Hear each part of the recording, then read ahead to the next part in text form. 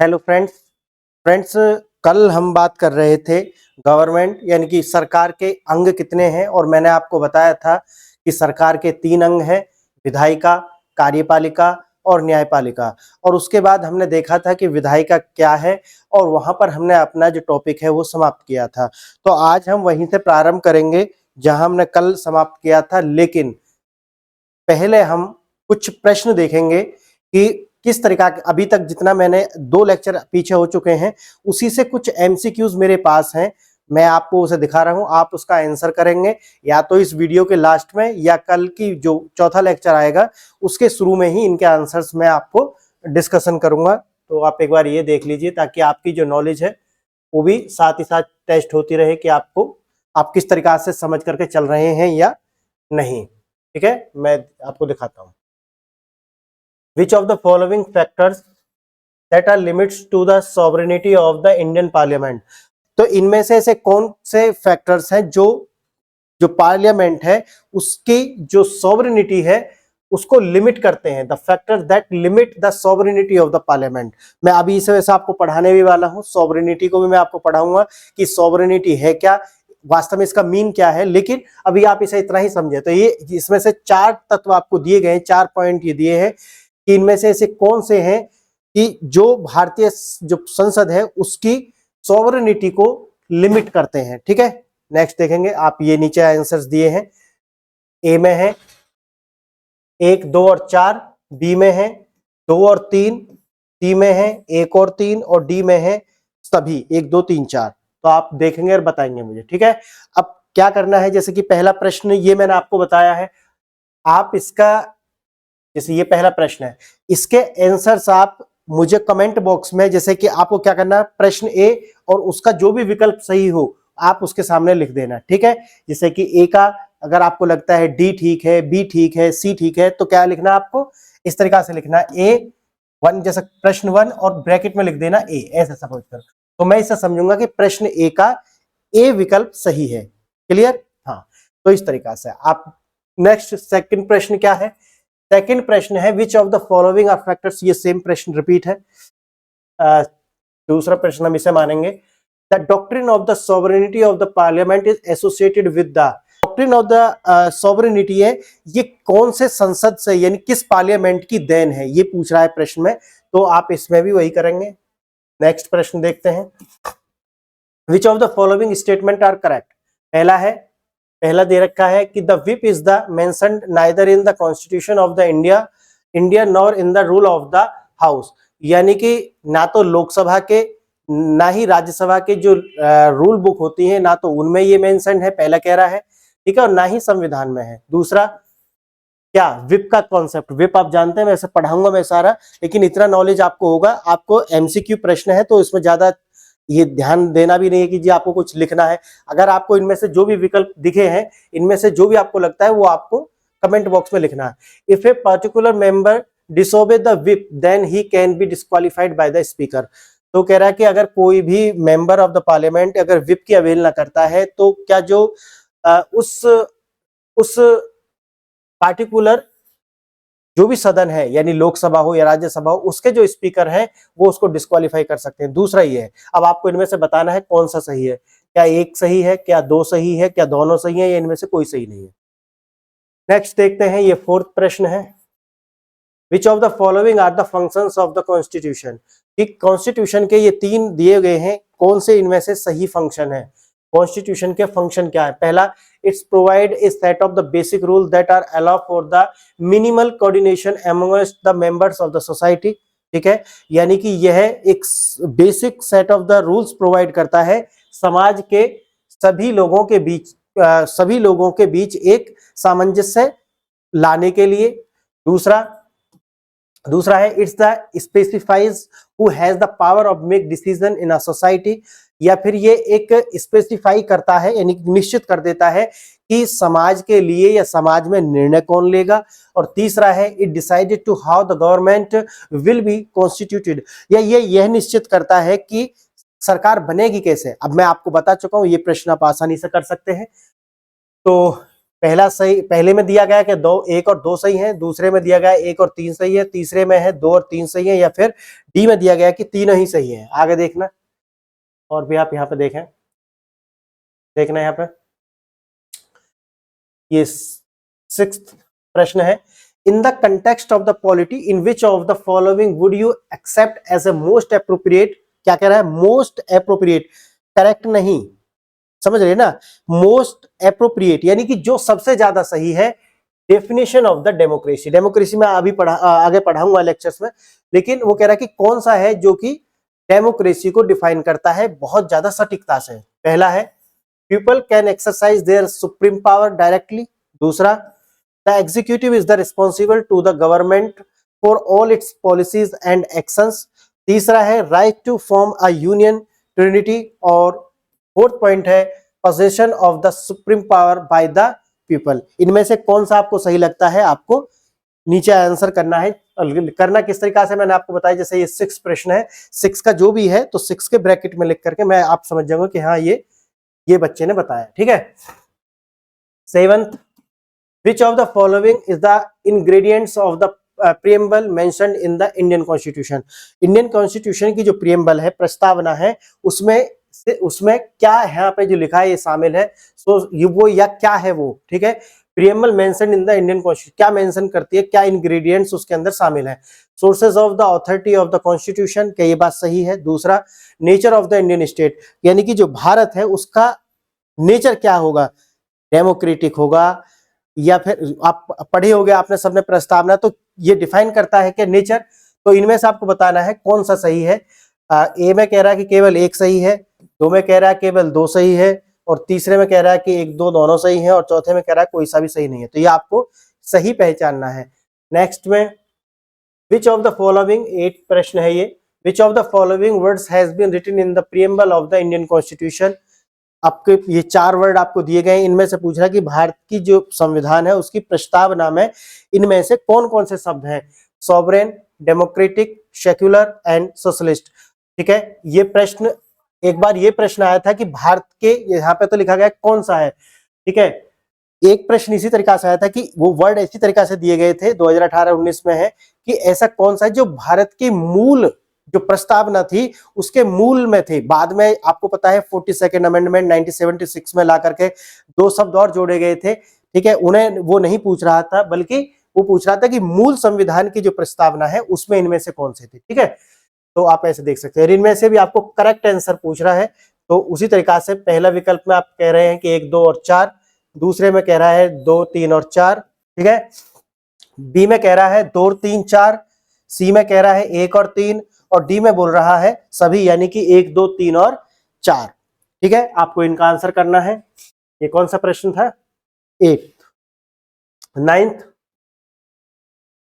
9th है, what was the exact constitutional status of India on 26 जनवरी 1950। वो कह रहा है कि जब 26 जनवरी 1950 को भारतीय संविधान लागू हुआ, उस समय उसका जो वास्तव में स्टेटस क्या था, इंडिया का स्टेटस ऑफ इंडिया, यानी कि भारत का उस टाइम पे नेचर या फिर स्टेटस क्या था, एक डेमोक्रेटिक रिपब्लिक के रूप में था या एक सोवरेन डेमोक्रेटिक रिपब्लिक के रूप में था। सारा कुछ कराने वाला हूं, इसकी चिंता ना करें, ठीक है। एक बार मेरे साथ पॉलिटी कर लिया तो उसके बाद में आपको कहीं से भी ना तो पेड, ना तो फ्री, ना तो क्रैश, ना तो कोई भी पॉलिटी करने की आवश्यकता नहीं है। फिर आप डीडी वसु साहब की किताब भी अच्छे से समझेंगे, जो कि एक प्रमाणिक बुक है, आप जानते हैं, या सुभाष कश्यप सर की जो बुक है, यही दो बुक है, आप जानते हैं इस बात को। पॉलिटी के लिए अगर कोई ऐसी बुक है जिसको हमारा सुप्रीम कोर्ट में अगर डिबेट हो रही है, और अगर जो चीफ जस्टिस ऑफ इंडिया है उनके समक्ष अगर किसी वाद में रिफरेंस देना हो, और अगर उनमें से कोई बुक आपको, अगर पॉलिटी की कोई बुक लेना हो, तो आप कौन सी लेंगे। पॉलिटी मतलब है कॉन्स्टिट्यूशन के ऊपर लिखी हुई है, या तो डीडी वसु साहब की या फिर सुभाष कश्यप सर की। यही 2 बुक है जो सुप्रीम कोर्ट ने भी मान्य की हुई है। बाकी ये ना लक्ष्मीकांत लेकर के पहुंच गए तो वो भगा देगा वहां से कि क्या है ये, ठीक है। हाँ, ऐसा नहीं समझना। तो ये है, तो डेमोक्रेटिक रिपब्लिक था उस टाइम पे, या sovereign democratic republic, sovereign secular democratic, और sovereign socialist secular democratic republic. मैं बताऊंगा आपको इनमें से, ये सारे होते क्या है, सोवरेन डेमोक्रेटिक क्या होता है, डेमोक्रेटिक क्या होता है, रिपब्लिक क्या होता है, सब देखेंगे। लेकिन अभी फिलहाल आप इनका आंसर करेंगे, ठीक है। तो ये तो मैंने कर लिया। आज ये शायद 9-10 प्रश्न हो गए हैं। तो आप जितने भी इस लेक्चर को देख रहे हैं, आपको, क्योंकि ऐसा है नहीं कि आप पहली बार ही ये लेक्चर देख रहे हैं, अगर कोई पहली बार देख रहा है तो वो ना भी करेगा तो चलेगा, लेकिन अगर किसी ने भी, क्योंकि पॉलिटी आपने मेरे प्रीवियस लेक्चर्स देखे होंगे, तो सारा जो यूट्यूब पर पूरी जो फैक्ट्री चल रही है वो एक तो हिस्ट्री, क्रैश कोर्स, पॉलिटी और करंट अफेयर, ये सारी इसी के इर्द गिर्द घूमती है। 80% करंट अफेयर और 10-20% में पॉलिटी और मॉडर्न हिस्ट्री, बाकी फिर यूपीएससी की तैयारी हो जाती है कंप्लीट, ठीक है। और यहीं पर हिंदी मीडियम का जो है पूरा का पूरा कोर्स भी खत्म हो जाता है और उनकी जो तैयारी है वो लगभग समाप्त हो जाती है। करंट अफेयर यानी कि 2-3 घंटा 4-5 चैनल से एडिटोरियल सुन लिया, उसके बाद में आपने कहीं से कोई एनसीईआरटी की या फिर लक्ष्मीकांत की, 2 ही पढ़ाते हैं, लक्ष्मीकांत या फिर एनसीईआरटी का कोई क्रैश कोर्स देख लिया या फिर उस पर कोई वीडियो देख ली, और साथ ही मॉडर्न हिस्ट्री का भी सेम हाल है, और उसके बाद दैट्स इट, खत्म, आपकी तैयारी होगी। यहां से तैयारी शुरू होगी, समझ रहे ना आप। तो आपको ये प्रश्न जो है ये करना है, आपको कमेंट बॉक्स में इनके आंसर करने, देखते हैं कितने लोग हैं जो सीरियस हैं अपनी तैयारी को लेकर के। मैं ये सारे आंसर बताने वाला भी हूं और आने वाले लेक्चर्स में इनके आंसर्स आपको मिलने भी वाले हैं, ठीक है। तो हम बात कर रहे थे विधायिका के ऊपर कि विधायिका क्या है। हमने बताया कि विधायिका विधान जो बनाएगा यानी कि जो लॉ बनाएगा वो क्या है, विधायिका है, ठीक है। कार्यपालिका क्या है, कार्यपालिका है जो उसका एग्जीक्यूट करेगा, मतलब लागू करेगा। और न्यायपालिका क्या है, जो इन दोनों के किए गए कार्यों का पूर्णावलोकन करेगा, रिव्यू करेगा, क्या इन्होंने वह कार्य उसी तरीका से किया जो संविधान निर्देशित करता है। समझ गए आप। अगर संविधान जिस प्रकार से निर्देशित करता है ये उसी तरीका से करते हैं। अब मैंने आपको याद रखना निर्देशित बोला है यहां पर क्योंकि शब्द बहुत बारीक, और पॉलिटी आपने देखा होगा कि पॉलिटी के बहुत सारे प्रश्न आते हैं, वो यूं ही नहीं आते, वो 4-5 प्रश्न नॉर्मल आएंगे, बाकी प्रश्न फंसाने वाले आएंगे, क्योंकि शब्दों के साथ ही प्रश्न का आंसर चेंज हो जाएगा, समझ गए।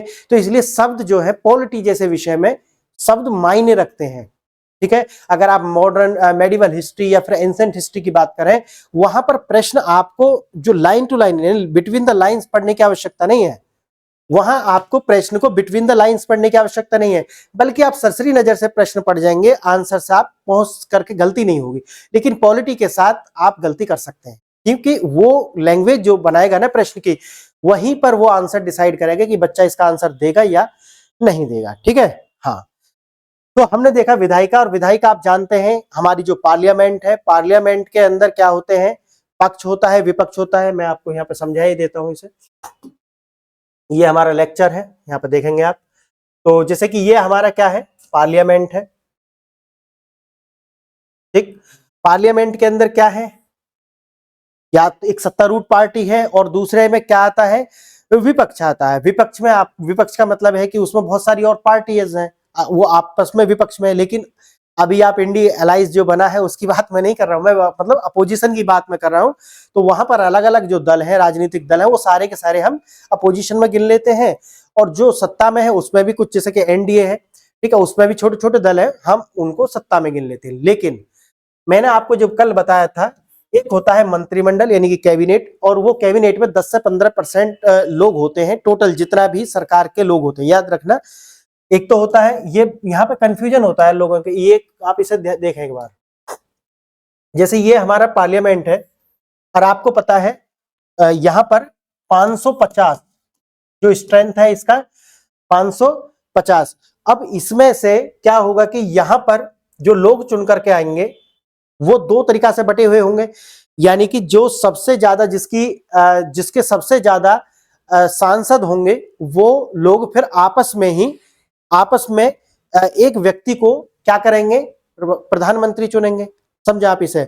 यानी कि जो लोग ये होंगे जो चुन करके आए हैं, यानी कि एक होंगे जिनका 50% से ज्यादा रही होगी सीट, आप ऐसा समझा है ना, 50% प्लस, ठीक है। जिसकी आया वो एक राजनीतिक दल होगा, उन्होंने क्या करा, सरकार बना लिया, ठीक है। इस बात को आप ध्यान से समझेंगे। अब वो जो लोग हैं उनमें प्रधानमंत्री का कोई चुनाव होता ही नहीं है, याद रखना इसे। ना तो प्रधानमंत्री का, ना तो सीएम का यानी कि चीफ मिनिस्टर, मुख्यमंत्री का कोई चुनाव नहीं होता है। सिर्फ और सिर्फ किसका चुनाव होता है? ये जो सांसद होते हैं और राज्य में जो विधानसभाएं होती हैं उनका, यानी कि राज्य में विधायक का और देश के अंदर सांसद के लिए चुनाव होते हैं। लोकसभा चुनाव सांसद के लिए होते हैं, याद रखना, ठीक है। अब उनमें से होता क्या है कि जो भी व्यक्ति ज्यादा जिसकी अच्छी छवि है, जो उनमें, यानी कि प्रधानमंत्री के लिए क्या बोला जाता है?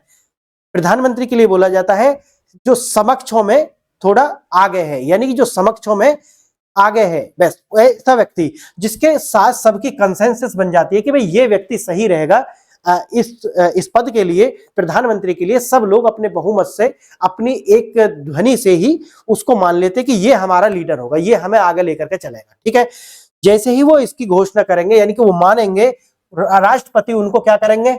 शपथ दिला देंगे। हम सब देखने वाले, मैं अभी आपको बता दे रहा हूं ताकि जब जब इसमें टर्मिनोलॉजी आएगी तब समझे है मैं बोल क्या रहा हूं। जब मैं पार्लियामेंट बोल रहा हूं क्या बोल रहा हूं, सरकार मैंने आपको बता दी है। जब मैं सरकार बोल रहा हूं तो मैं क्या बोल रहा हूं, विपक्ष बोल रहे हैं तो हम क्या बोल रहे हैं, ठीक है। तो उसके बाद में राष्ट्रपति क्या करेगा? उसको शपथ दिला देगा। फिर राष्ट्रपति, समझ गए, जो मंत्री होंगे, जो प्रधानमंत्री की सलाह से, याद रखना, प्रधानमंत्री की सलाह से मंत्रियों की नियुक्ति करेगा।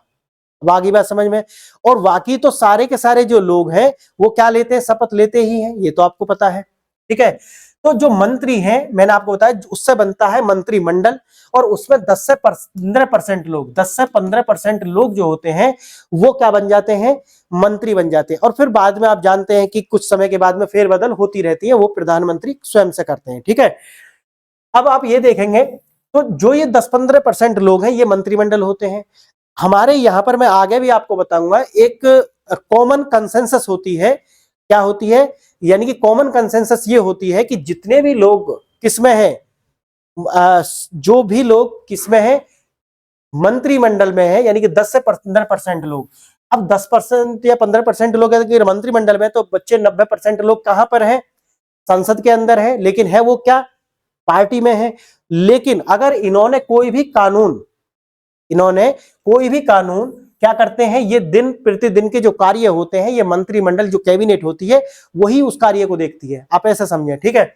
इनके द्वारा अगर कोई निर्णय लिया जाता है, सत्तारूढ़ दल का अगर कोई भी सांसद उसका विरोध करता है या फिर उसके विरुद्ध जाता है, इसका मतलब है वो अविश्वास प्रस्ताव, समझ गए ना, के लिए क्रेडिबल सिचुएशन बनती है। यानी कि अविश्वास प्रस्ताव ला सकता है विपक्ष उसके लिए, समझ गए।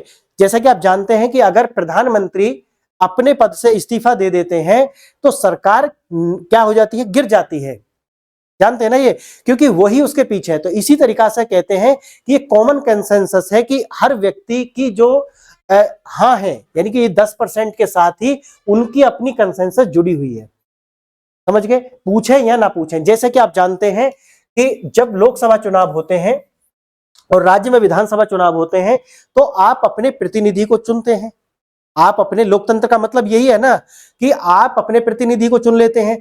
जब आप अपने प्रतिनिधि को चुनते हैं तो वो आपके कंसेंट पर, यानी कि आपने अपना मत जो उन्हें दिया है उसके आधार पर कानून बनाते हैं। तो आपसे पूछने तो नहीं आते, बार बार नहीं आते। ऐसा नहीं है कि उन्हें कुछ कानून बनाना है तो बार बार आपसे पूछे, क्योंकि हमारे यहाँ क्या है? Indirect democracy. मैं बताऊंगा ये सारा आगे आपको कि इनडायरेक्ट और डायरेक्ट डेमोक्रेसी क्या है, भारत में डायरेक्ट डेमोक्रेसी क्यों नहीं है, उसकी क्या नुकसान है, क्या फायदा है, हो भी सकती है, पॉसिबिलिटी है या नहीं, ठीक है, वो देखेंगे। लेकिन ये अपनी जो आपने उन्हें वोट दिया है, मत दिया है, उसके आधार पर हमारे प्रधानमंत्री कहते रहते हैं कि मैं 130 करोड़ लोगों का प्रधानमंत्री हूं। यानी कि वो जब विपक्ष उनका विरोध करता है तो वो कहते हैं कि भाई हमें तो जनता ने चुना है और जनता ने हमें चुना है तो हमें कानून बनाने हैं, जनता के लिए कार्य करना है, कहते हैं वो। आपने देखा भी होगा, ठीक है। तो यहां पर हमने ये स्पष्ट किया कि जब मैं बोलता हूं कि पार्लियामेंट, तो संसद में आप दोनों को समझेंगे, विधायिका में ये दोनों आपको आ जाएंगे, क्योंकि आप जानते हैं जब भी कोई कानून बनता है तो वहां पर जो विपक्ष के लोग होते हैं वो भी वोटिंग करते हैं और जो सत्ता पक्ष के होते हैं वो भी वोटिंग करते हैं। तो इसका मतलब यह है कि जो विधान बनता है तो विधान बनाने में दोनों की भूमिका होती है। आगे आप बात समझ में। तो विधानसभा में ये भी होंगे। और जो पार्लियामेंट है, मैं अब आपको उसे बता रहा हूं, इनकी संसद, संसद के 3 अंग हैं। जैसे ये संसद है, इसके कितने अंग हैं? 3 अंग हैं। कौन कौन हो जाएंगे इसका, आप इसे देखेंगे, इसके हो जाएंगे लोकसभा, दूसरा राज्यसभा, और तीसरा प्रेसिडेंट यानी कि राष्ट्रपति। ठीक है, प्रेसिडेंट। 3 इसके अंग होते हैं और इसके अंदर आते हैं यानी कि सत्तारूढ़ दल और विपक्ष के दल। तो ये आप दोनों बात याद रखेंगे। मैंने सरकार आपको बताया, सरकार हम किसे कहते हैं, सरकार क्या होती है, ठीक है, स्टेट क्या होता है, मैं ऑलरेडी आपको बता चुका। छोटी छोटी सी बातें हैं, ये कंफ्यूज रखती हैं, यार ये है क्या, विधानमंडल क्या है। अब मैं आपको इसे और थोड़ा सा स्पष्ट कर देता हूं। ठीक है, कार्यपालिका में आप इसे देखें थोड़ा, कार्यपालिका मेरे साथ आप अब लिखते हुए चलेंगे। ठीक है, ऐसे जैसा मैं आपको बना रहा हूं ऐसा आप बना लें। कार्यपालिका,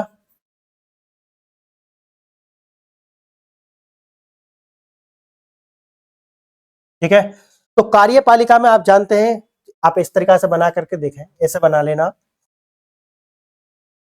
यानी कि एग्जीक्यूटिव बॉडी। एग्जीक्यूटिव में कौन कौन आएंगे यहां पे आप देखेंगे। 2 तरीका से आप इसे ऐसे बांटे, एक होते हैं स्थायी, एक होते हैं स्थायी,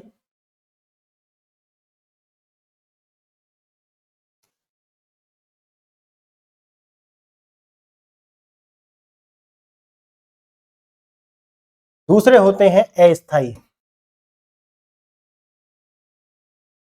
ठीक है, स्थायी और अस्थायी। ठीक है, अब इसके अंदर क्या होते हैं, जो स्थायी होते हैं उन्हें हम बोलते हैं प्रशासनिक अधिकारी, यानी कि प्रशासनिक,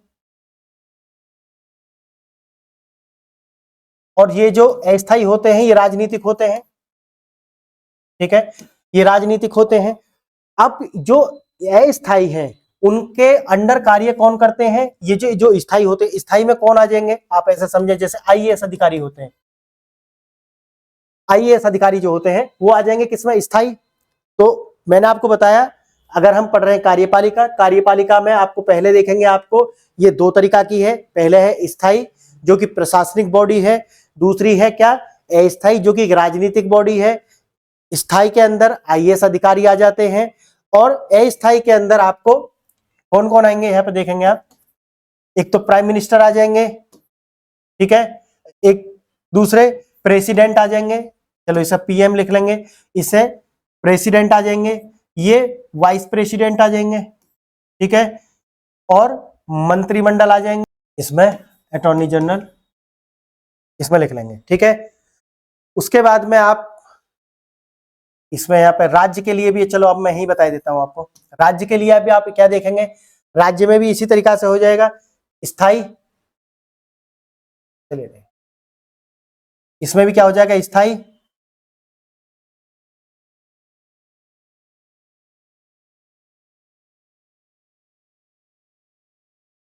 स्थायी में कौन आएगा बोलिए आप, स्थायी में कौन आ जाएगा, यानी कि जो पीसीएस अधिकारी होते हैं, दूसरे होते हैं अस्थायी, ये प्रशासनिक बॉडी होती है, मैंने आपको पहले ही बता दिया है। ठीक है, इसके अंदर कौन आ जाएगा, राज्य वाले में, यानी कि गवर्नर, सीएम और मंत्रिमंडल। ठीक है, और एडवोकेट, ये आपको अटॉर्नी जनरल और एडवोकेट जो इसे बोलते हैं आप महाधिवक्ता, है ना, हाँ, एडवोकेट जनरल। तो ये एडवोकेट जनरल इसके अंदर आ जाएगा, यानी कि इसके अंदर गवर्नर, सीएम आ जाएंगे, मंत्री आ जाएगा और मंत्रिमंडल मतलब पूरा आ जाएगा, और ये आपका ये अटॉर्नी, ये जो एडवोकेट जनरल आ जाएगा। ठीक है, ये इसके अंदर आ जाएंगे। अगर आप इसे और थोड़ा, क्योंकि मैंने आपको बताया था वो त्रिस्तरीय है हमारी व्यवस्था, ठीक है, तो त्रिव्यवस्था इसमें क्या हो जाएगा। अब तीसरे पे आप देखेंगे, इसमें भी उसी तरीका से है क्या, स्थायी, ठीक है, और एक है अस्थायी। ठीक है, स्थायी में कौन आ जाएगा बोलिए, अस्थायी में कौन आ जाएगा, प्रधान या फिर मुखिया, वो अलग अलग स्टेट में अलग अलग नाम से इन्हें जानते हैं। ठीक है, मुखिया, ठीक है, सरपंच, ठीक है, ये अस्थाई में आ जाएंगे। और स्थाई में क्या आ जाएगा, जिसे हम कहते हैं ग्राम सेवक टाइप के होते हैं, ये हम देख लेंगे। ग्राम सेवक, ग्राम सेवक ये होता है, ठीक है। तो ये लोग आ जाएंगे। तो आप ये वाला आप समझ गए। कार्यपालिका में इस तरीका से आप बांट करके देख लेंगे, स्थाई में कौन आएगा, अस्थाई में कौन आएगा, ठीक है। ये आप मेरे साथ बना लेंगे। बाकी हम इसे सारा ओपन करके भी देखेंगे, ठीक है। हम ये सारा ओपन करके भी देखेंगे। तो कार्यपालिका में मैंने जैसा कि आपको बताया, स्थाई में प्रशासनिक होते हैं, प्रशासनिक बॉडी होती है, जिसके ऊपर अगर आप केंद्रीय स्तर पर देखते हैं, केंद्रीय स्तर है ये, तो केंद्रीय स्तर पर आप देखेंगे तो आईएएस अधिकारी हो जाएंगे। अस्थाई पर आपको हमारे जो राष्ट्रपति हैं, हमारे प्रधानमंत्री हैं, हमारा जो मंत्रिमंडल है, और ये जो आपका एडवोकेट यानी कि अटॉर्नी जनरल इसी के अंदर होते हैं। उसी के बाद में आप राज्य स्तर पर देखेंगे तो स्थाई में पीसीएस अधिकारी आ जाएंगे, और अस्थाई में आपको गवर्नर आ जाएंगे, सीएम आ जाएंगे, और उनका जो मंत्रिमंडल है वो आ जाएगा। और फिर उसके बाद में आप जो लोकल लेवल है उस पर देखेंगे तो वहां पर भी स्थाई में आपका ग्राम, स्थाई के अंदर ग्राम सेवक आ जाएगा, ठीक है, जो स्थाई होता है गवर्नमेंट की ओर से। और अस्थाई में प्रधान, कहीं पे सरपंच, कहीं पे मुखिया, इस तरीका से अलग अलग स्टेट्स के अंदर अलग अलग नाम से इन्हें पुकारते हैं। तो आपने कार्यपालिका के अंदर देखा उसका स्ट्रक्चर इस तरीका से है। उसके बाद में आप जानते हैं न्यायपालिका, दूसरा पॉइंट था ये दूसरा था। पहला था हमारा क्या, विधायिका। विधायिका मैंने पूरा करा दिया था आपको। विधान बनाते हैं, विधान में ये जैसे मैंने आपको ये बनाया है, मैंने आपको बताया विधान में क्या हो जाएगा, अगर आप सेंटर में होंगे तो उसी तरीका से क्या होगा, एक मंत्रिमंडल होगा। मंत्रिमंडल क्या होगा, वो दिनादिन यानी कैबिनेट होगी, वो क्या करती है, बिल लेकर के आती है, सरकार भी बिल लेकर के आती है, ठीक है। विपक्ष के लोग भी बिल ला सकते हैं अलग से, यानी कि वो भी बिल लेकर के आ सकते हैं, और उस पर क्या होगी, फिर चर्चा होगी। बिल आपका जब तक राष्ट्रपति के सिग्नेचर नहीं हो जाएंगे उस पर, जब तक वो एक्ट बनेगा नहीं।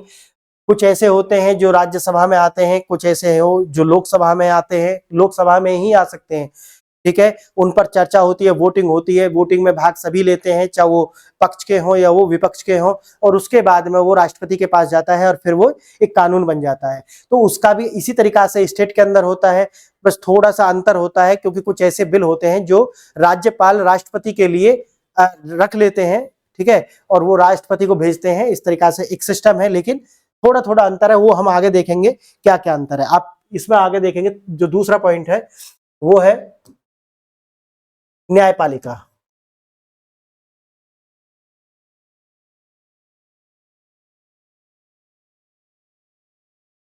ठीक है। न्यायपालिका तो जैसा कि आप जानते हैं, इसमें भी अगर आप ट्रायंगल बनाते हैं इस तरीका से, तो ऊपर आपका क्या है, हमारा जो हमारी जो हायरार्की है वो अमेरिका की जो जुडिशरी है उससे अलग है। अमेरिका के अंदर जो हायरार्की है, सुप्रीम कोर्ट है या फिर उनके अलग, क्योंकि मैंने आपको बताया कि जो स्टेट है उनके अपने तरीका के कोर्ट होते हैं, वहां वो अलग ही अपने आप में सुप्रीम है, समझ गए ना। वहां पर राज्य के, जैसे कि हमारे यहाँ पे फेडरलिज्म है, लेकिन सेंटर की जो पावर है वो ज्यादा है, ठीक है, स्टेट से। लेकिन अमेरिका के अंदर वो नहीं है। तो उसी तरीका की उसकी जुडिशरी है। तो जुडिशरी में जो उनका सुप्रीम कोर्ट है उनका, और जो स्टेट के अंदर है उनका पावर लगभग सेम है। लेकिन यहाँ पे क्या है, यहाँ पर ऊपर हमारे यहाँ पर होगा सर्वोच्च न्यायालय, उसके बाद आ जाएंगे हाई कोर्ट्स, और उसके बाद सबसे नीचे आपको जो है लोक अदालत है, यानी कि सबऑर्डिनेट कोर्ट्स वगैरह ये सब आते हैं। तो हमारे यहाँ त्रिस्तरीय ये भी है, यानी कि ऊपर सुप्रीम कोर्ट आ जाएगा, हाई कोर्ट आ जाएगा, और ये फिर इस तरीका से, ठीक है, डिस्ट्रिक्ट कोर्ट और ये सारे, ठीक है, जिला न्यायालय। तो इस तरीका की व्यवस्था ये बनती है। तो हमने जो सरकार के 3 अंग थे मैंने उन्हें आपको बताया और यहाँ पर हमने देखा, ठीक है। अब बात आती है संविधान के जो स्रोत हैं, संविधान के जो स्रोत हैं जहां से संविधान हमारा जो संविधान है उनके उनको लिखा गया, यानी कि उसके जो प्रावधान है वो कैसे आए। मैं आपको मैंने पहले ही लेक्चर में ये बताया कि जो संविधान है वो समाज का क्या है, दर्पण है। संविधान समाज का क्या है, दर्पण है। मैंने प्रश्न भी आपको लिखने के लिए दिया था कि आप इसे लिखेंगे कि संविधान समाज का दर्पण है। लेकिन आप ये जानते हैं कि हमारा जो संविधान है उसका एक बहुत बड़ा हिस्सा जो है गवर्नमेंट ऑफ इंडिया एक्ट 1935 से लिया गया। देखें आप इसे, इस पहले एक हेडिंग डाल लें, हेडिंग डालेंगे आप भारतीय संविधान के स्रोत।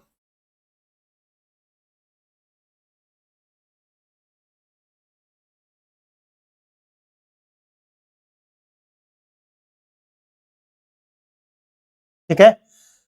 तो आप जानते हैं कि हमारा जो संविधान है वो गवर्नमेंट ऑफ इंडिया एक्ट 1935, इसका जो एक बहुत बड़ा हिस्सा इसमें शामिल है। लेकिन अगर आप ये प्रश्न किसी से करेंगे तो वो आपको इसके आंसर्स में ही कहेगा कि देखो हमारा जो संविधान है उसका जो बड़ा हिस्सा है वो तो 1935 से आया है, ये उसका आंतरिक प्रोविजन है। उसके बाद आप देखेंगे कि जापान से हमने कुछ लिए प्रोविजन, अमेरिका से कुछ हमने प्रोविजन लिए, जर्मनी से हमने लिए, रसिया से हमने कुछ प्रोविजन लिए, आयरलैंड से हमने प्रोविजन लिए। तो इस तरीका से हमारा जो संविधान है वो अलग अलग देशों से भी लिया गया, ये उसके बाह्य स्रोत है। जबकि मैंने ये बात गलत नहीं है, लेकिन ये पूर्णतः सही नहीं है, ये पूर्णतः भी सही नहीं है, यानी कि ये होलिस्टिक वे में आप इसे कह नहीं सकते।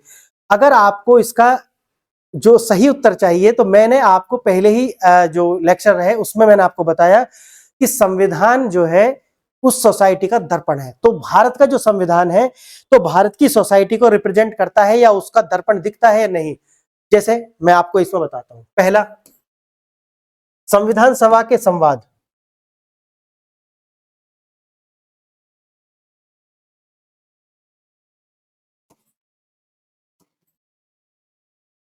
संविधान सभा के संवाद आप देखेंगे, एबीपी टीवी है, उस पर एक संविधान नाम से एक वेब सीरीज है, वो पूरी एक 10-12-15 लेक्चर उसके अंदर होंगे। आप उसे देखेंगे तो उसमें हमारे जो कॉन्स्टिट्यूशन बनाने वाले लोग थे, कॉन्स्टिट्यूशनल असेंबली जो थी, उसमें हर मुद्दे को लेकर के डिबेट हुई थी। और आप जानते हैं इसको, जब भी सुप्रीम कोर्ट में कुछ ऐसे वाद आते हैं या पहले भी ऐसे वाद आए हैं तो सुप्रीम कोर्ट के लिए सबसे जो एक महत्वपूर्ण बात होती है, या तो वो प्रियम्बल को आधार बनाते हैं, ठीक है, अगर वो कोई मुद्दा है बहुत जटिल, और अन्यथा अगर उसका लास्ट रिसोर्ट जो है वो है संविधान सभा की डिबेट्स। यानी कि हमारे जो संविधान सभा है उसकी जो डिबेट्स हैं वो रिकॉर्डेड है। रिकॉर्डेड मतलब है कोई डीवीडी नहीं है, मतलब लिखित में है। तो हमारा जो सुप्रीम कोर्ट है वो उसको रेफर करता है, तब उस मुद्दे से वो उस मुद्दे को सही से सुलटा पाते हैं कि हमारे जो फाउंडिंग फादर्स थे उन्होंने इसके विषय में या इस मुद्दे के विषय में क्या डिबेट हुई, क्या क्या उसके पक्ष में लोगों ने बोला, क्या उसके शॉर्टकमिंग्स थी, क्या उसके लाभ थे, क्या आज उसकी वास्तव में उसकी स्पिरिट ऑफ, समझ रहे हैं ना आप, उसकी स्पिरिट क्या है। एक तो हो गया कि भाई ऐसा होना चाहिए, है ना, ऐसा होना चाहिए, यानी कि प्रोसीजर ऑफ द लॉ, यानी कि जो प्रोसीजर है उसके तहत होना चाहिए। एक होगा कि प्रोसीजर के तहत तो हो, लेकिन वो ये देखा जाना चाहिए कि ये उस व्यक्ति की सिचुएशन के अकॉर्डिंग सही है या नहीं है। जैसे मानो एक ये कोई चोरी है, सपोज करो एक चोरी करने पर या सेम अपराध करने पर एक व्यक्ति पर 1 करोड़ रुपए का जुर्माना लगाया जाता है। दूसरा व्यक्ति है, अगर उसने उसी तरीका की चोरी या उस तरीका का कोई अपराध उसने किया है लेकिन वो गरीब है, तो क्या उस पर भी 1 करोड़ का जो जुर्माना है वो लगाया जाना चाहिए। ये कानून में अगर आप प्रोसीजर अगर आप लॉ के अकॉर्डिंग देखेंगे, कानून के अकॉर्डिंग देखेंगे तो लगाया जाना चाहिए। लेकिन अगर आप वास्तव में स्पिरिट देखेंगे, कानून से अगर लॉ की स्पिरिट आप देखेंगे तो उसकी सिचुएशन के अकॉर्डिंग जाकर के ही आप उसको दंडित कर सकते हैं। समझ गए। तो भारत का जो संविधान है उसकी जो खूबसूरती है वो क्या है, समानता, यानी कि इक्वालिटी की बात नहीं करता, इक्वालिटी की बात नहीं करता, बल्कि वो इक्विटी की बात करता है, समता की बात करता है। समता होनी चाहिए, समानता हो नहीं सकती। ठीक है, हम ये देखेंगे। तो हमने जैसा कि देखा कि जो भारतीय संविधान के स्रोत हैं उनमें एक स्रोत है संविधान सभा के संवाद। क्लियर। हमारी जो सिचुएशन थी उस समय, भारत देश की जो सिचुएशन थी, भारत के समाज की जो सिचुएशन थी, तो जो हमारे जो कॉन्स्टिट्यूशन असेंबली के जो नुमाइंदे थे वो जहां जहां से भी आते थे, आपको पता है उसमें 2 तरीका के थे, एक तो नॉमिनेटेड थे और दूसरे थे जो चुन करके आए थे। तो उनमें भी हमारे समाज का तो कहीं ना कहीं दर्पण है ना। उन्होंने वो इशू राइज किए संविधान सभा में और फिर उन पर डिबेट हुई, और डिबेट होने के बाद में, जैसा कि मैंने कल आपको कॉन्स्टिट्यूशन में पढ़ाया था, कॉन्स्टिट्यूशन का जो स्ट्रक्चर है उसमें मैंने आपको अपेंडिसेस पढ़ाए थे कि कुछ ऐसी सूची है कि जहां पर आप उसे डाल देंगे, वो बाद में हम देखेंगे। जैसा कि मैंने आपको डीपीएसपी पढ़ाया था, डायरेक्टिव प्रिंसिपल स्टेट पॉलिसी, कि आप इन्हें बाद में देख लेना, लेकिन ये समाज की आवश्यकता है। लेकिन स्टेट अभी इतना जो सक्षम नहीं है कि हम इन्हें अभी लागू कर पाए। समझ गए आप। तो ये दूसरा सोर्स और क्या है, आप इसे देखें, आप इसे लिखते हुए चलें, जो मैं आपको बोल रहा हूं आप अगर अपनी इस भाषा में इसे लिखते भी रहेंगे तो आपको ये ज्यादा रहेगा, मैं तो आपको बता करके चला ही जाऊंगा। तो संविधान सभा के जो संवाद है आपको लिख लेना है उसमें कि संविधान सभा के जो संवाद है ये भी एक क्या है, हमारा संविधान का स्रोत है। दूसरा है संवैधानिक अधिनियम।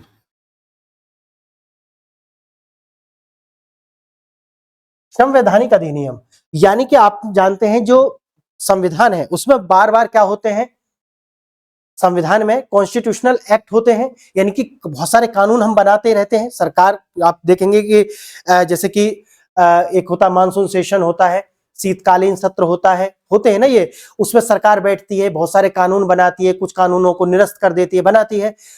तो वो भी तो जाकर के किसमें शामिल हो जाएंगे, कॉन्स्टिट्यूशन का भाग होंगे, कॉन्स्टिट्यूशन में ही शामिल होंगे ना वो।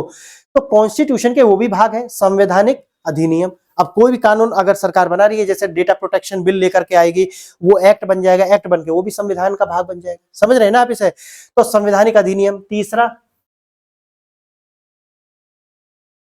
संविधियां,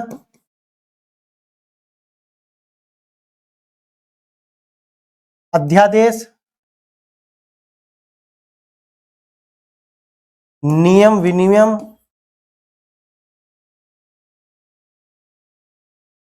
आदेश। ठीक है।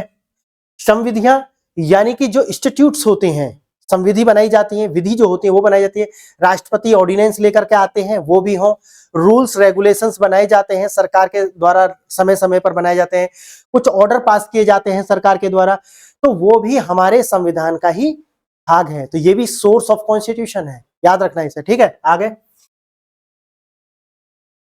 ये सब मैं और आगे कराऊंगा इसे विस्तार से, लेकिन अभी आप चलते रहें, जैसे जैसे लेक्चर आगे बढ़ेंगे हम इसे और भी विस्तार से देखेंगे।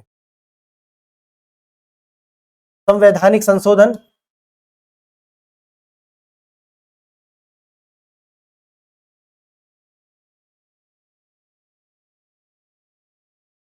आप जानते हैं कॉन्स्टिट्यूशनल अमेंडमेंट होते हैं, मैं पढ़ाऊंगा आगे। जो कॉन्स्टिट्यूशन अमेंडमेंट आर्टिकल 368 के तहत होते हैं उन्हें कॉन्स्टिट्यूशन में संशोधन माना जाता है ना। तो जो संवैधानिक संशोधन होते हैं, कॉन्स्टिट्यूशनल अमेंडमेंट होते हैं, वो भी क्या है, संविधान का हिस्सा बनते हैं, और वो भी क्या है, संविधान के स्रोत ही हैं। ठीक है, आगे देखेंगे पांचवा पॉइंट, विश्व के अन्य देशों के, विश्व के अन्य संविधानों का प्रभाव। समझ गए आप, यानी कि विश्व के जो और संविधान है हमने वहां से भी कुछ कुछ प्रावधान लिए, जैसे मैंने आपको बताया जर्मनी से हमने कुछ प्रावधान लिए, हमने रसिया से कुछ प्रावधान लिए, हमने अमेरिका से कुछ प्रावधान लिए, तो अब फ्रेंच से हमने प्रावधान लिए। तो ये सारे के सारे जो प्रावधान है वो भी क्या है, हमारे संविधान के स्रोत हैं।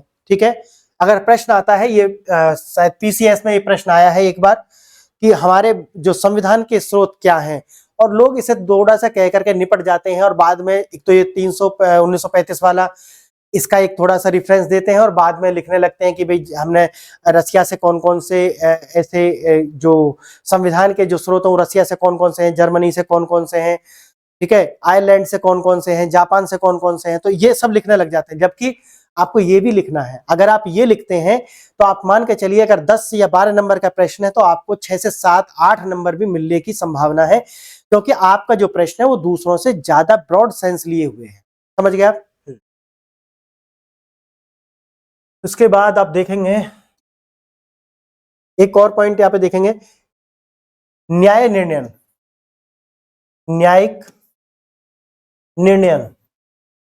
आप देखते होंगे कि हमारी जो सुप्रीम कोर्ट है वहां पर बहुत सारे न्याय निर्णय दिए जाते हैं। उदाहरण के लिए आप जानते हैं कि आर्टिकल 21 पढ़ा है आपने, आर्टिकल 21 वहां पर उस पर सिर्फ क्या लिखा हुआ है, लिबर्टी ऑफ लाइफ, यानी कि जीवन जीने का अधिकार। लेकिन आप देखेंगे मेनका गांधी जो केस आया था उसके बाद में धीरे धीरे से ये जो आर्टिकल 21 है वो बढ़ता चला गया। अभी इसके अंदर कितने प्रावधान है, लगभग बताइए मुझे, बोलिए।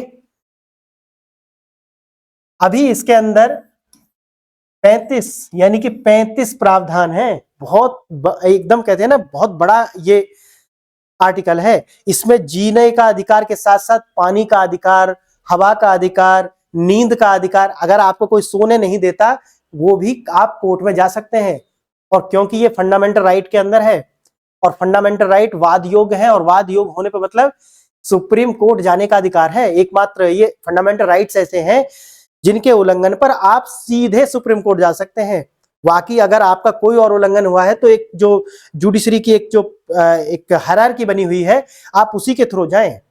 लेकिन अगर आपके जो ह्यूमन राइट है या कि आपके जो फंडामेंटल राइट्स हैं, अगर उन पर चोट आती है तो आप सीधे सुप्रीम कोर्ट जा सकते हैं। अब आप समझ रहे हैं ना, खाने का अधिकार, पीने का अधिकार, सोने का अधिकार, सारे अधिकार इसमें शामिल हो गए। शुद्ध वायु तक का अधिकार, शुद्ध पानी का अधिकार, ठीक है, हाँ, ये सब इसी के अंदर शामिल है। और देखते हैं इसमें प्रथाएं और अभिसमय।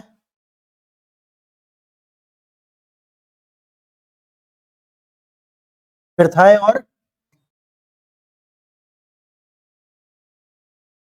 नेक्स्ट देखेंगे प्रथाएं और अभिसमय। 7वां पॉइंट है प्रथाएं और अभिसमय। ये वही पॉइंट है जो मैंने आपको अभी बताया कि मैंने ये पहले ही लेक्चर में आपको बताया था कि संविधान उस समाज का दर्पण है। यानी कि जो हमारी प्रथाएं हैं, जैसे उदाहरण के लिए हम क्या कहते हैं, वसुदेव कुटुंबकम।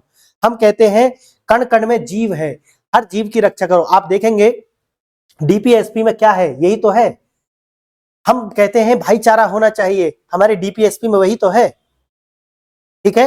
हाँ, कुछ लोग नहीं मानते, लेकिन भाईचारा होना चाहिए। अगर कोई वास्तव में इसे सही से पालन करता है तो वो कौन है, इंडियंस हैं, भारतीय लोग हैं, और कोई नहीं है, ठीक है।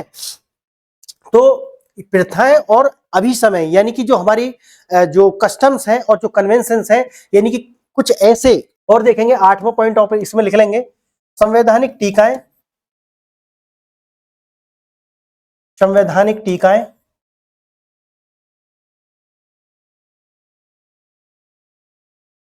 एवं संविधान विशेषज्ञों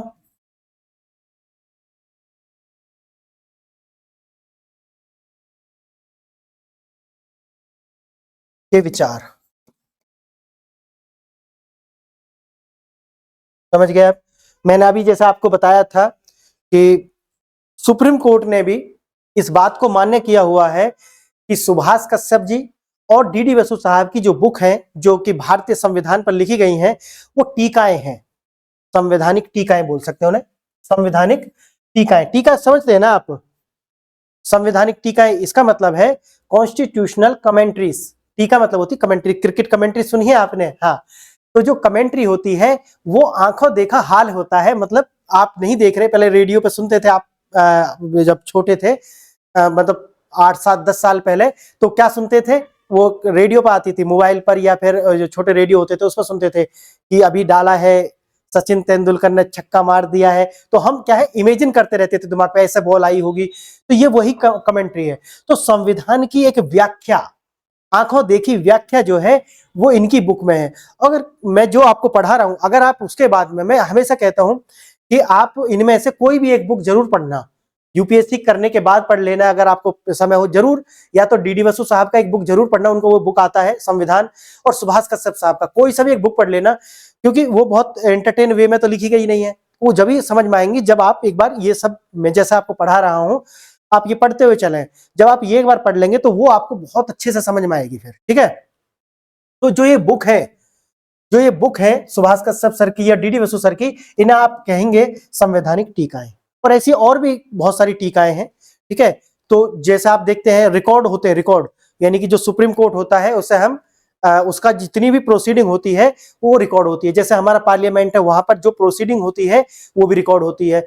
यानी कि जब आप कहते देखते होंगे कि वो कहते हैं कि ये बात रिकॉर्ड में नहीं जाएगी, या सुप्रीम कोर्ट के अभी बीच में आप पीछे आपने देखा होगा कुछ जजमेंट ऐसे आए कि जो सही एक तरीका से अगर पूरी उसे देखेंगे, उदाहरण के लिए निपुर शर्मा के जो केस में आया था कि जो जज साहब जो थे वो टिप्पणी कर रहे थे उन पर, बल्कि वो बातें कहाँ नहीं गई थी, वो प्रोसीडिंग्स में लिखित में नहीं गई थी, समझ रहे हैं ना, रिटन में नहीं गई थी।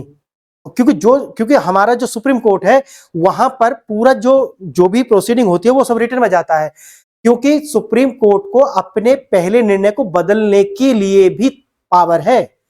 जो उन्होंने पहले निर्णय दिए, मैं अभी पढ़ाऊंगा आपको, बेरुबारी जो केस हुआ था उसमें जो सुप्रीम कोर्ट है उसने प्रियम्बल को संविधान का हिस्सा नहीं माना था, लेकिन बाद में मान लिया था। मैं आपको पढ़ाऊंगा 3 जजेस केस क्या है और वो सब आप समझने लगेंगे, जुडिशरी और पॉलिटी। फिर उसके बाद में आपको जो गवर्नेंस है वो बहुत इजीली समझ में आएगा, और फिर आईआरबी, ठीक है, वो देखेंगे हम।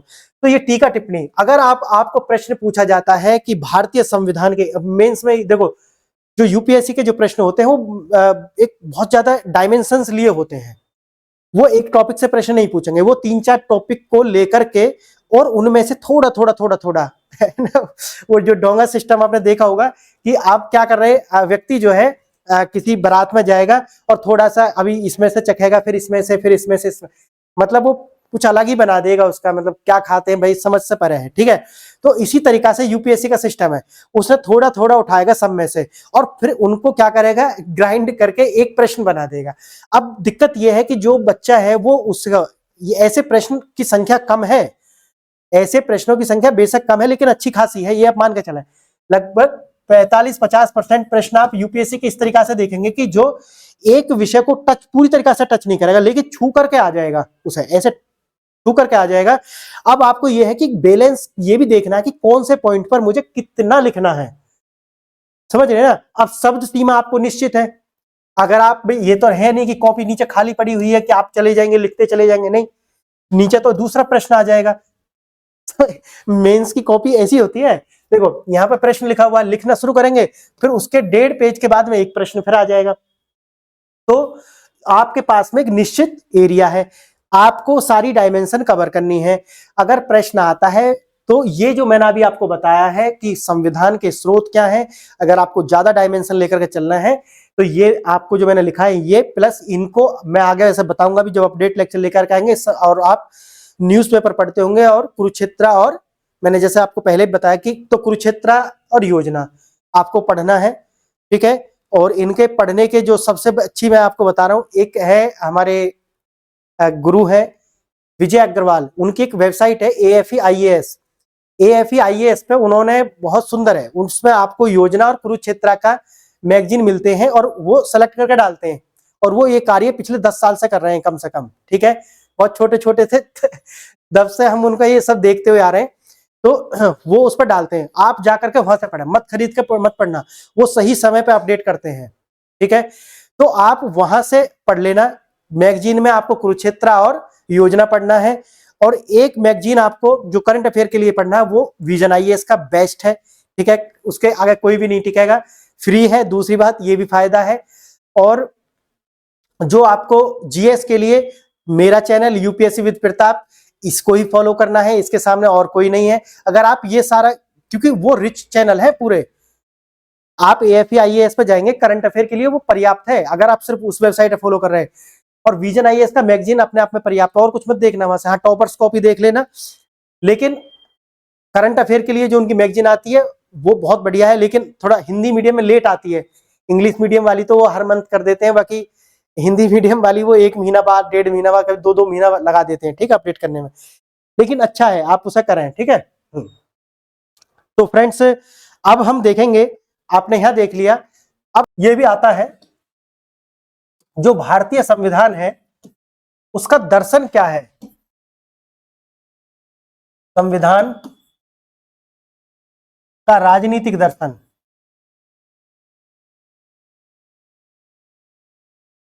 राजनीतिक दर्शन,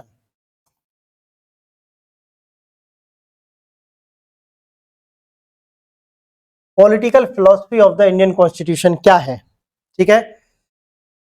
आप बताइए, जैसे कि मैंने आपको बताया कि समाज का क्या है, आईना है, और ये समाज जो आज है, आज से 100 वर्ष पहले का समाज रहा होगा, उससे 100 वर्ष पहले का, और हमारी जो भारतीय संस्कृति है वो तो आपको पता है सनातन संस्कृति है, भारत की जो अपनी संस्कृति है वो कैसी है, सनातन संस्कृति है। यहाँ के जो रहने वाले लोग हैं वो क्या है, सब सनातनी है, ठीक है। और जो लोग अलग थे वो तो 47 में जा ही चुके हैं, आपको पता है, ठीक है, लेकिन जो यहाँ बचे वो सारे सनातनी हैं। तो जो सनातनी लोग हैं, ठीक है, उनका जो इतिहास है वो हजारों लाखों वर्ष पुराना है।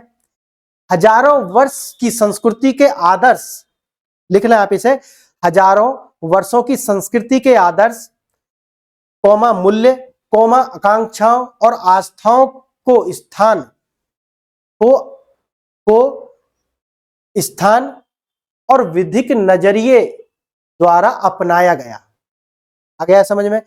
यानी कि जो हमारी हजारों वर्ष की जो संस्कृति है, अब हम पूरा कॉन्स्टिट्यूशन पढ़ेंगे, अब देखते चलेंगे आप जैसे जैसे लेक्चर आगे बढ़ेंगे, और जितना भी मैंने आपको यहाँ लिखाया है हम उसको अलग अलग पैरामीटर्स पर माप करके चलेंगे कि जो हमने जो संविधान अब जो मैं आपको पढ़ा रहा हूं वो कितना सही है।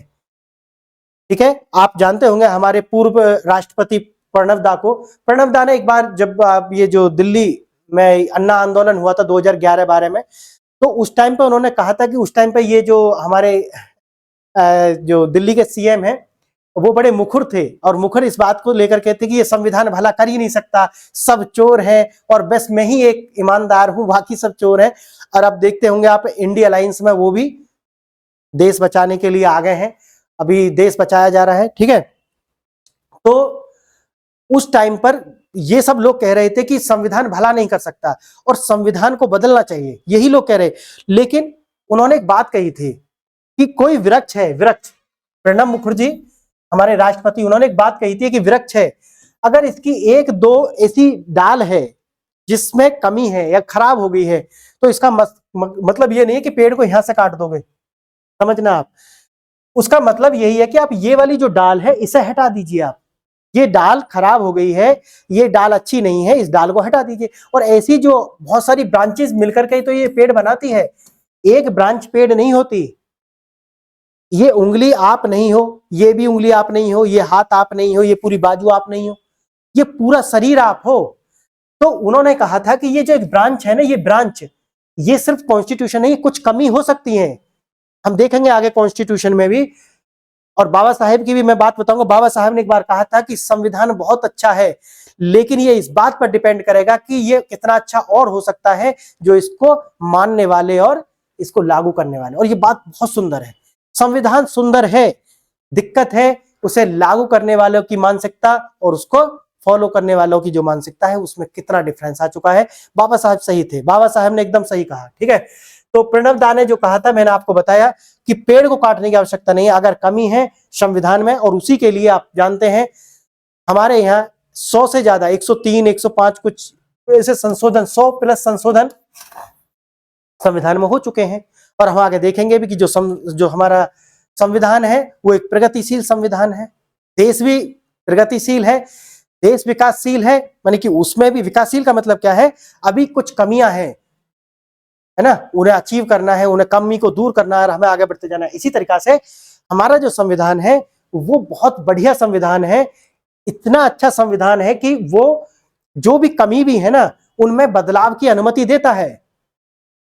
संविधान में कोई कमी नहीं है, कमी उन लोगों में है जो जिनको उसे लागू करना चाहिए था और मनवाने के लिए लाना चाहिए था, लेकिन कोई नहीं, देर आए दुरुस्त आए।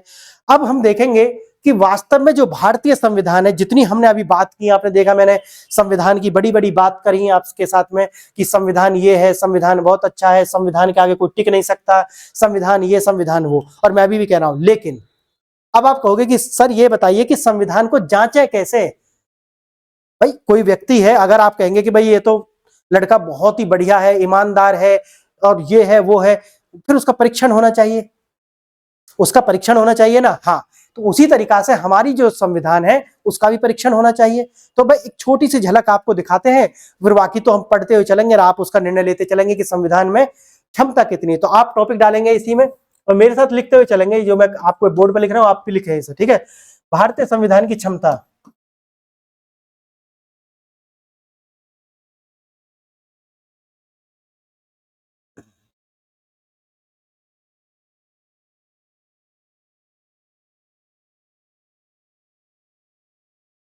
Capabilities of the Indian constitution, भारतीय संविधान की क्षमता। जैसे भाई अब आपको पहले जैसे बताया कि 100 से ज्यादा अमेंडमेंट हो चुके हैं, 75 74 75 साल संविधान को हो चुके हैं, तो लगभग हम एक बात कह सकते हैं कि संविधान का हर उपबंध हम चेक करके देख चुके हैं। कोई भी ऐसा प्रावधान नहीं है जिसकी हमने परीक्षण ना किया हो या जिसकी जरूरत ना पड़ी हो। कोई ना कोई परीक्षण, इमरजेंसी के जो प्रोविजन है वो भी क्या हो चुके हैं, एकदम कार्य कर रहे हैं। आप देखते हैं ना कि हर देश की जो मिसाइल होती हैं उन्हें हम क्या करके रखते हैं, तैनात, और उसे तैनात करने में बहुत खर्चा आता है। मिसाइल वगैरह होना कोई बहुत बड़ी बात नहीं है। कहते हैं ना कि घोड़ा पालना, बल्कि क्या है, उसको जो उसकी जो खिदमत है, उसको जो खाना खिलाना वो ज्यादा है। व्हाइट एलिफेंट का कंसेप्ट यही तो है ना। तो व्हाइट एलिफेंट होती हैं जो मिसाइल जो होती हैं, उनको एकदम तैयार रखना, ठीक है। तो हमने इमरजेंसी के प्रोविजन को भी लगा करके देख लिया, वो भी बढ़िया कार्य कर रहा है। भारत में अच्छे से कार्य करा उसने, ठीक है। ये एक बड़ी एक्सेप्शनल बात है कि अगर कभी कोई ऐसा सोच नहीं सकता था कि जो हमारे इमरजेंसी प्रोविजन है वो इतनी जल्दी लागू हो जाएंगे, इतनी जल्दी लागू हो जाएंगे कि आप 47 में आजाद होते हैं, हम 50 में संविधान लागू करते हैं, और उसके बाद मात्र 77 यानी कि 27 साल बाद हमारा इमरजेंसी लग जाती है। 77 में तो हट जाती है, बल्कि 25-26 साल बाद ही इमरजेंसी लग जाती है। अब सोचें इसे, ठीक है। किसी ने, जो संविधान बनाने वाले थे, उन्होंने भी नहीं सोचा होगा कि इमरजेंसी इतनी जल्दी लगेगी, ठीक है। लेकिन उनका भी हमने टेस्ट करके देख लिया। तो पहला क्या है, लगभग हर उपबंध का परीक्षण हो चुका है।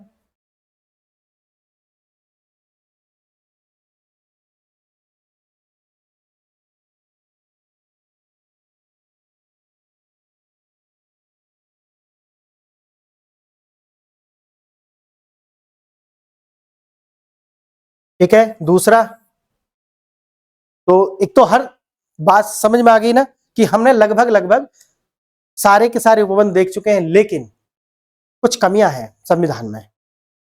क्या कमियां हैं, वो जो हमारे प्रणब दा ने बोला था ना, वो कमियां क्या है। प्रणब दा ने बोला था कि कुछ टहनी जो है, यानी कि कुछ ब्रांचेस खराब हैं। और वो क्या है, आज संविधान को लागू हुए 74-75 वर्ष हो गए हैं, लेकिन जातिवाद है, कम हुआ है। मैं मान रहा हूं कम होता है जातिवाद जब शहरीकरण बढ़ता है। आप, मैं इसे बता दें, आप इसमें कमियां लिख लेंगे। देखिए, जातिवाद, जैसे मैंने कई लेक्चर्स में पहले भी मैं बताता रहा हूं कि एक सामाजिक समस्या है, ठीक है। और सामाजिक समस्या को आप कानून के द्वारा रोक नहीं सकते। फिर कैसे रोक सकते हैं आप उसको रोक सकते हैं सामाजिक जागरूकता। पहली चीज तो सामाजिक जागरूकता है। लोगों के बीच भ्रातृत्व यानी कि फ्रेटर्निटी, यानी कि भाईचारा बढ़ा करके आप ऐसा कर सकते हैं, ठीक है। जो जातिवाद है, अपनत्व की जो भावना है, ठीक है, नेशनलिज्म ला करके कर सकते हैं, राष्ट्रवाद, यानी कि उनको एक कॉमन थिंग से जोड़ो। समझ रहे हैं ना आप, यानी कि कॉमन थिंग्स से उसे जोड़ो। जब सारे के सारे लोग आकर के इससे जुड़ेंगे ना, ये जो मैं आपको बोल रहा हूं ना, ये चीज आनी शुरू हो जाएंगी। ये जो जातिवाद है, इसका विनाश अगर किसी ने किया है तो शहरीकरण ने किया। शहरीकरण, आप समझ के देखें, आप शहर में रहते हैं, किसी होटल में जाकर के आप क्या पूछते हैं कि खाना किसने बनाया है, पूछ के देखिए आप, नहीं पूछते। कहीं पर भी जितना शहरीकरण होता जाएगा, आप देखेंगे उतना ही ये जातिवाद का विनाश हो जाएगा। समझ गए। और मैं मानता हूं आज जिस तरीका की अवेयरनेस है इंटरनेट के माध्यम से, और हमारा जो एक एजुकेशन सिस्टम है, जो हमारे जो प्रबुद्ध वर्ग है, वो जब से ये आया है निकल करके सामने, तो उसने भी इस मानसिकता को कुंद किया है कि जो जातिवाद को आगे बढ़ाती, जो किसी को आपसे कमतर समझते थे। समझ गए ना। हाँ, तो लिखेंगे कमियां में जातिवाद, सांप्रदायिकता।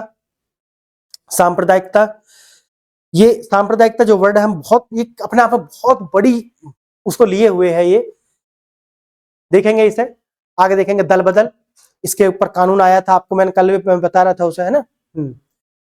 भ्रष्टाचार, और ऐसी हजार बातें हैं जिन पर हमारा जो संविधान है वो काबू नहीं कर पाया। और वास्तव में क्या, वास्तव में संविधान पे इसे काबू करना चाहिए था, या जो संविधान को एग्जीक्यूट करने वाले लोग थे जिनको ये करना चाहिए था वो नहीं, ये सब हम डिबेट करेंगे, चलता रहेगा। एक और देखेंगे आप,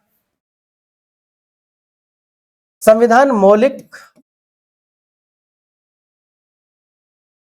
नहीं तो सृजनात्मक दृष्टि वाला है। समझ गए? Constitution is not original but with a creative vision. समझ रहे हैं आप?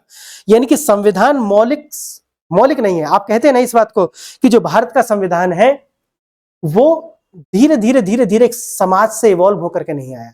मैं आपको पहले भी मैंने बताया है कि जो अब्राहमिक रिलीजन होते हैं, जो अब्राहिम को मानने वाले हैं, मैं वो आगे बताऊंगा उसे, उनके धर्म ही उनके क्या होते हैं? संविधान होते हैं। और जो धर्म है, धर्म मतलब उनके लिए हम रिलीजन बोलते हैं। रिलीजन में आपको इस दर्शन में पढ़ाऊंगा।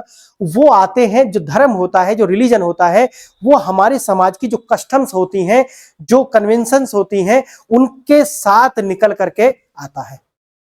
समझ गए? जो धर्म जो लिखने वाले लोग तो समाज के थे, वो उसी से निकल करके परिष्कृत रूप में आता है, और वो जो परिष्कृत रूप है वो लॉ का रूप ले लेगा। तो उसे कहोगे कि ये मौलिक है।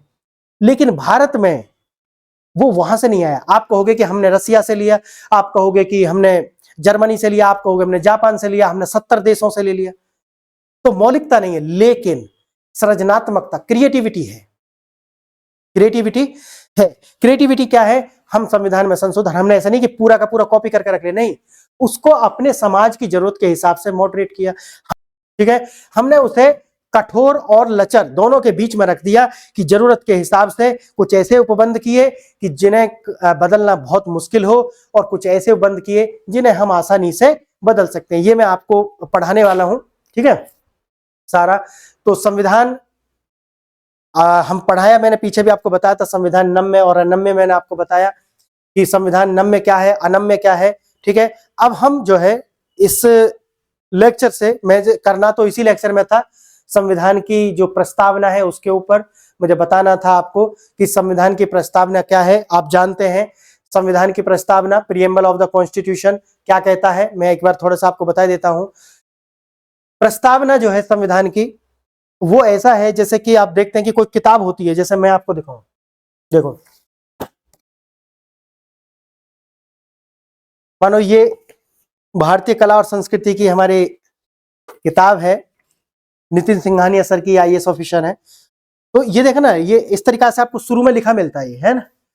तो जो प्रस्तावना है उस बुक की एक तरीका से दर्शन है, यानी कि उसके अंदर आपको क्या मिलने वाला है उसकी एक झलक हाँ, झलक, वो देखा ना, झलक दिखला जा, उस टाइप से। तो झलक दिखला के जाता है पहले वो राइटर कि ये बुक में आपको मिलने वाला है, और उसको देख करके जो भी पाठक है वो उसे देख करके, उसकी भाषा शैली को देख करके वो बुक को परचेज करे, या उसने बताया क्या है ये उसमें उसकी जो झलक है वो देने का प्रयास करता है। तो हमारा जो संविधान है उसकी जो प्रियम्बल है, आप ऐसा समझे कि जब मैं आपको भी प्रियम्बल शुरू हो जाएगा हमारा, प्रियम्बल में आपको पढ़ाऊंगा, तब आगे जितना भी कॉन्स्टिट्यूशन बने बचेगा वो सारा का सारा आपके लिए एक बाएं हाथ का खेल हो जाएगा कि आप समझ जाएंगे, ऐसे समझेंगे आप कि वो है क्या।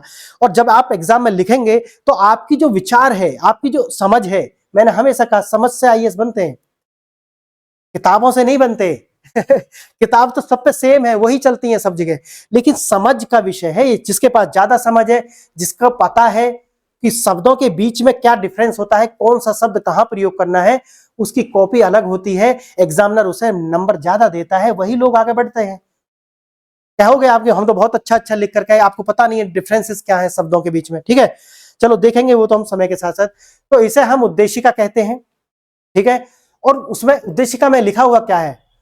हम भारत के लोग भारत को एक संपूर्ण प्रभुत्व संपन्न, समाजवादी, पंथ निरपेक्ष, लोकतंत्रात्मक गणराज्य बनाने के लिए तथा उसके समस्त नागरिकों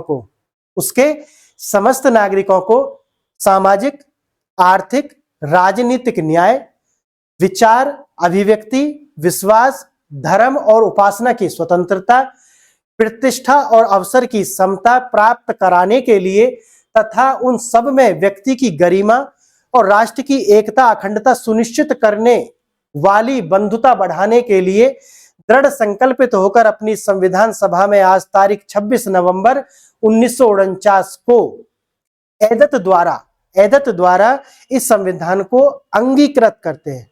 याद रखना क्या लिखते हैं? अंगीकृत।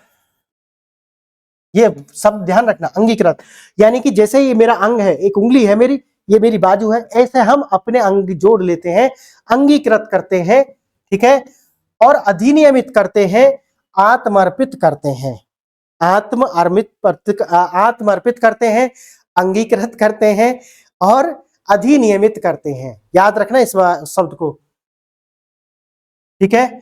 तो आज से आपके अंग अंग में संविधान है, अंगीकृत किया है, और संविधान को जो पावर है वो आपसे मिलती है। हम भारत के लोग यानी कि भारत के लोगों से संविधान को शक्ति मिलती है, और आप संविधान की शक्ति का सोर्स हैं, यानी कि जो आपका जो मेन पॉइंट जो है वो आप हैं, संविधान की शक्ति। समझ गए आप? तो फ्रेंड्स, यहां मैंने आपको बस अभी प्रस्तावना बस बताई है, अब इस पर कई सारे लेक्चर्स आएंगे, ठीक है। तो हम संविधान की जो प्रस्तावना है उसको बहुत बारीकाई से देखेंगे, क्योंकि मैं जानता हूं कि प्रस्तावना अगर आपने समझ लिया तो फिर संविधान समझने का मतलब मैं कह रहा हूं कि ऐसे सोचेंगे मैं तो कि कितनी बार पढ़ लिया, नहीं, इसे पढ़ने के बाद आप एकदम अलग हो जाएंगे। और आपके जो सेकंड पेपर में आपने देखे होंगे, शुरू से एक ऐसी विचार रहे कि यूपीएससी सेकंड पेपर में, जीएस के सेकंड पेपर में बहुत कम नंबर देती थी, यानी कि 100 नंबर लाने अपने आप में बहुत टेढ़ी खीर थी, क्योंकि मैंने जैसा आपको बताया शब्दों से यहाँ पर खेला जाता है, और शब्द का जो डिफरेंस है वो बहुत मामूली है। उदाहरण के लिए मैंने आपको पहले भी बताया है स्वतंत्रता के मायने, ठीक है। तो फ्रेंड्स, आगे हम इसे कंटिन्यू करेंगे, लेकिन आज के लिए इतना ही। इस लेक्चर्स को दूसरों के साथ शेयर करें, अपने मित्रों के साथ शेयर करें। यूपीएससी के लिए, जीएस के लिए, खासकर जीएस के लिए, यूपीएससी के लिए इससे बेहतर चैनल नहीं है। आपने अगर इस चैनल को सब्सक्राइब कर लिया, फिर आपको पेड फ्री कोई भी कोर्स ज्वाइन करने की आवश्यकता नहीं है, संक्षिप्त और सारगर्भित, और मैं चलता हूं स्टडी विन द रेस, ठीक है।